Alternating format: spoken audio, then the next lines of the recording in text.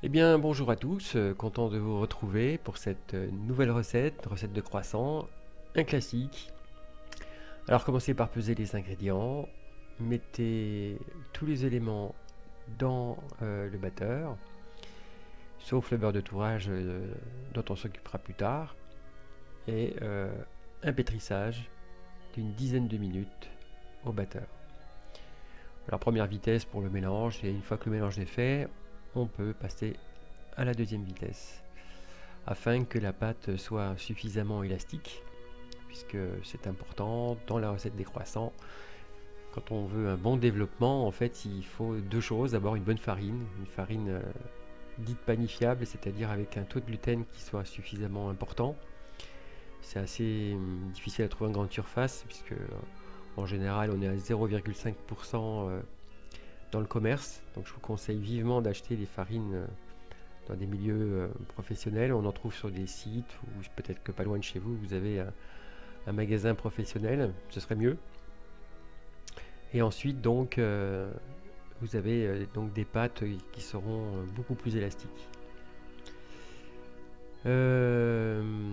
C'est une pâte assez souple, vous n'êtes pas obligé de mettre autant d'eau, vous pouvez mettre un petit peu moins si vous avez un peu peur. Mais la pâte souple a des avantages, et notamment dans le développement. Ça développe beaucoup mieux au four et ça se travaille beaucoup mieux aussi. Voilà, bon, ça se voit tout de suite, hein, elle est assez molle. Par contre, 24 heures de frigo seront nécessaires pour continuer. Elle prend de la force, elle prend du froid, et les pâtes aiment le froid.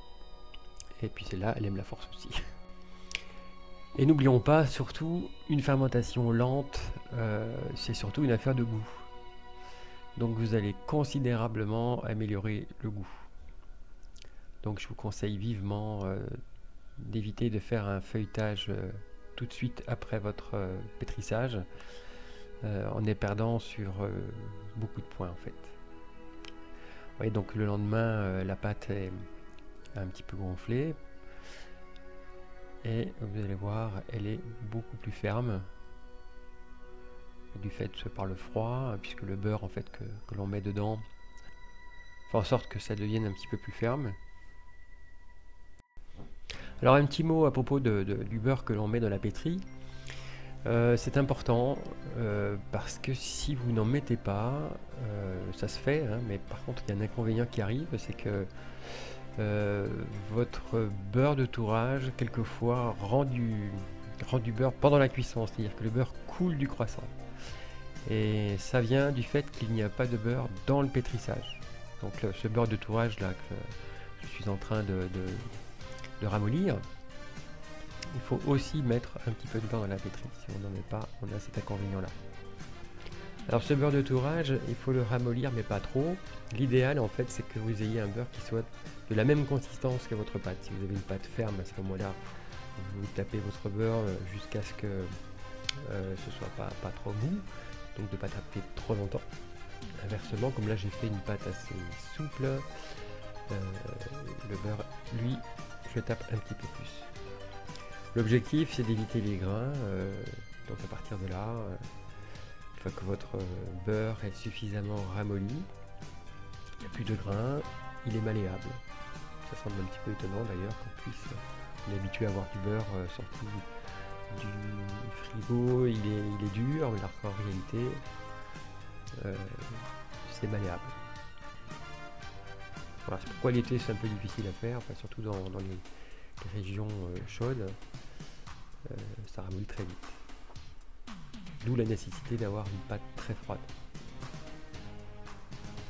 Alors, oui, le fait d'avoir une pâte assez souple, tout ce travail là en est facilité.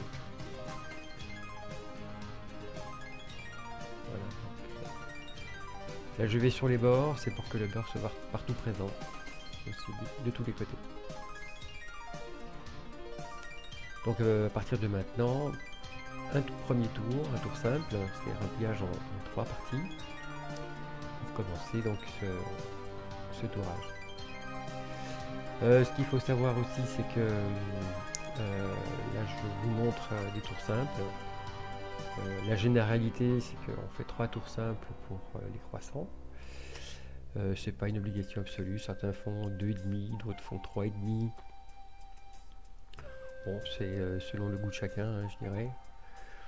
Donc là, personnellement, 3 tours, je suis dans la tradition.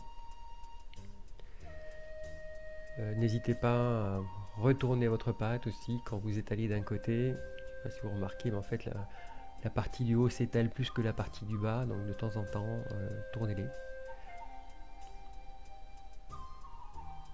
Voilà, donc je replie un petit peu les bords de façon à avoir quelque chose de carré, le plus carré possible à chaque tour. Donc voilà, 2 tours simples, n'allez pas plus loin, le beurre ramollirait beaucoup trop vite. Et à partir de là, vous auriez des soucis, c'est-à-dire que le beurre passe à travers la pâte. Et là, vous ratez votre tourage. Donc, un quart d'heure, 20 minutes de froid. Elle se détend, le beurre devient un petit peu plus ferme et on peut continuer dans de bonnes conditions.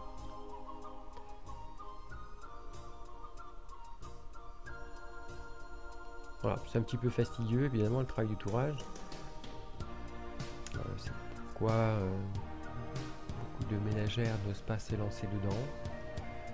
Je dirais que tout est faisable. Ce qu'il faut, c'est prendre quelques précautions. Le fait de rafraîchir la pâte, de la laisser au frigo durant 24 heures est absolument essentiel. Là, sinon, on rate tout. Voilà, je fais trois marques pour me rappeler 3 tours. C'est une habitude de pâtissier, en fait. C'est pour éviter, si vous avez par exemple plusieurs pétris, c'est pour éviter.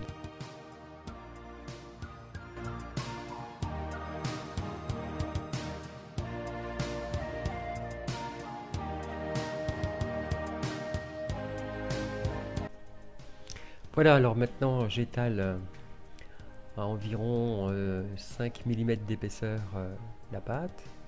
Vous pouvez la replier, oui. De cette façon, ça évite d'avoir des très grands bras. Voilà, ça ne se colle pas. Farinez souvent, mais ne mettez pas trop. Hein. Peu mais souvent, c'est la règle de base. Voilà. Et ensuite, il restera plus qu'à détailler des triangles. Bon, le poids, c'est à peu près 55 grammes. Voilà, avec 500 grammes de farine, vous en faites. Bon, ça dépend. On va dire 12, 14 croissants, ça dépend de la taille. Voilà. Et une fois que, alors, plusieurs méthodes. Vous avez des pâtissiers qui le font dans le sens inverse, c'est-à-dire que moi je le prends de haut vers le bas, d'autres prennent du bas vers le haut. C'est selon les apprentissages. Qui compte, c'est le résultat. Alors ce qui est important ici, quand vous les roulez, c'est de faire cette petite ouverture, ça écarte un peu les bras là. Et alors au niveau des bras, vous pouvez appuyer un petit peu fort, les écraser un petit peu, et ensuite le centre, vous ne les serrez pas. Si vous serrez vos croissants à ce niveau-là, vous aurez des problèmes au four, c'est-à-dire qu'ils vont vouloir se développer, et en fait comme ils sont serrés, ils ont un petit peu de mal. Et c'est important. Alors, je ne sais pas si vous remarquez, moi je fais 4 tours, et ça gagne du volume. Ils sont donc un peu plus hauts avec un tour de plus. Généralement on en fait 3, il y a 3 tours. Et donc moi j'en fais 4.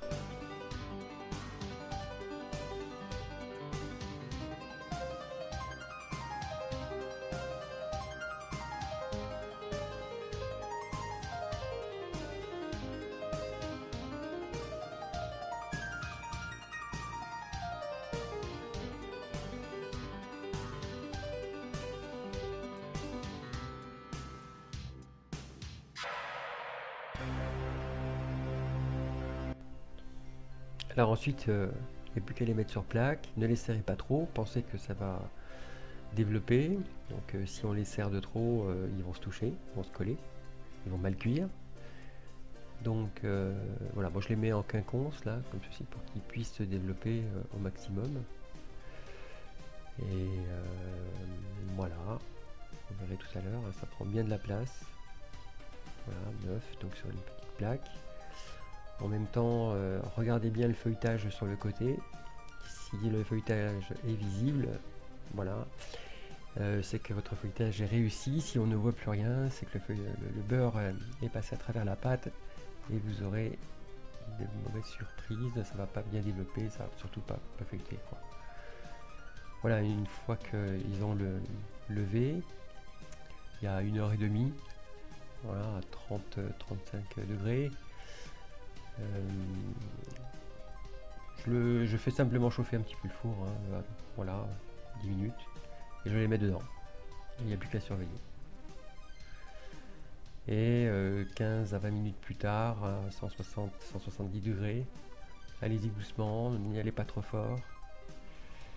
Si vous avez un four qui n'est pas ventilé, à ce moment-là, si vous avez deux plaques à mi-cuisson, vous intervertissez les plaques de façon à ce que le haut et le bas se changent, de manière à avoir une cuisson régulière.